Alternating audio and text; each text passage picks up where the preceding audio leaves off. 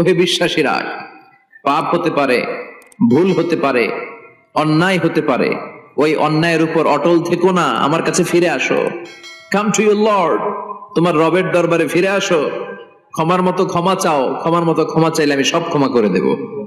সুবহানাল্লাহ পড়েন। রব্বুল আলামিন বলেন, ইয়া আইয়ুহাল্লাযীনা আমানু তুবু ইলাল্লাহি তাওবাতান নাসুহা। ও বিশ্বাসীরা, ভুল করেছো, অন্যায় করেছো, পাপ করেছো, জুলুম করেছো, আমার কাছে ফিরে আসো, ক্ষমা চাও। ক্ষমার মতো ক্ষমা চাইলে সব গুনাহ মাফ করে দিতে পারে কে? পাপ নাই, গুনাহ করি নাই, এরকম কেউ আছি? কথা বলেন। কত পাপ করছি, কোনো হিসাব আছে? পৃথিবীর কেউ না জানলেও জানে কে? পৃথিবী না জানুক আমি তো জানি, আমি কি পাপ করেছি হায়।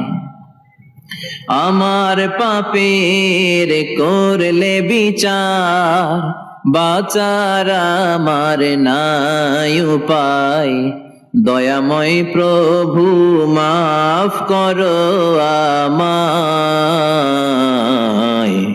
মাফ করো আমায়। পড়েন আমিন।